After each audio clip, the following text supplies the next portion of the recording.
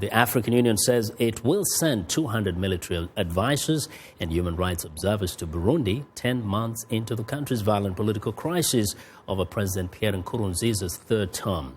5 African heads of state were in Burundi last week to push for an end to the crisis.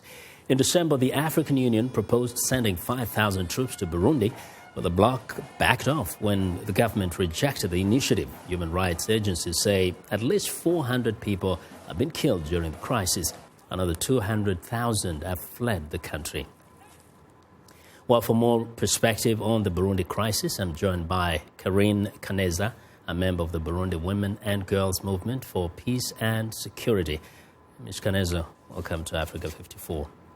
Thank you, Vincent. Yes, and now first, what do you think of the advices that will be sent to Bujumbura?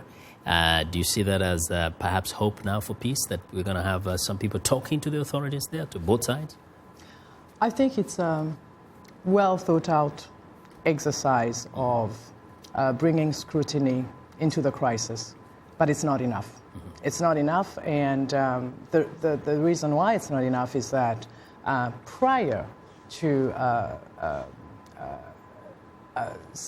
deciding for the AU Peace and Security Council to decide to send 5,000 men into Burundi, they had already prepared the 200 observers, the human rights observers and the military observers. So what we see is not a well-coordinated exercise of the African continent to resolve its problems. And it's unfortunate. It's unfortunate. And talking about unfortunate is the thousands of people have been affected by this crisis. Let's talk a little bit about the impact this crisis has had on women and children particularly. I think, as in any conflict, women will always be the first victims.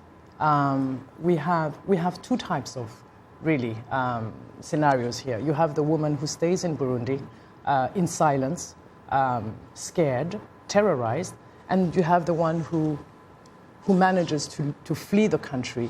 Some of them are intact, others are raped. As of January 2016, this year, there was a report in terms of the number of women who've been raped in the refugee camp in Tanzania, where you had 651 cases, and out of which 48% needed medical care. And you have, I think, what we need to remember is that Burundi has gone through cycles of violence where ethnicity has been used as a tool for mobilization, as a tool for repression, and in this case, rape is used as an instrument of terror and repression. So women are suffering a great deal. One of the things you get to hear from Burundi is accusations, counter-accusations. The government side says these are the enemies of peace who are behind the attacks, behind this constant violence. And the other side says the government is actually using government apparatus to oppress people. What is the truth? I think you have a simple answer, which is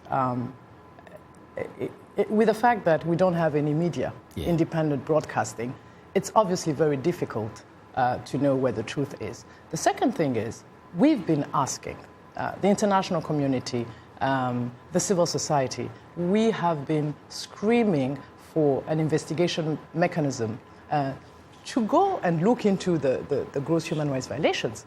The government is the one refusing. So those who are against the government, so-called against the government, are the ones who are actually asking for more scrutiny and clarity. There's one thing I would like to just add. I think we need to be very logical in our analysis. Let's look at who gets killed. These are young people who come from the very same areas where people left and contested the illegal third term of President Nkurunziza. So if you were to follow the narrative of the government, that would mean basically the protesters are being killed by their own brothers in the struggle. So they will be consuming and killing, they will be doing the government's job. So that should not be an issue. And the other thing is, when you look at the pattern, When you find bodies littering the streets of Bujumbura, what do we see? We see them with one single shot in the head and hands tied in the back. This is a very clear sign of a state-inspired killings. And I think we need to say the truth, and we know it. And I think the region knows it as well. And we'll continue this conversation. Carine, thank you very much for your perspectives. Well, Carine Kaneza is the member of the Burundi Women and Girls Movement for Peace and Security.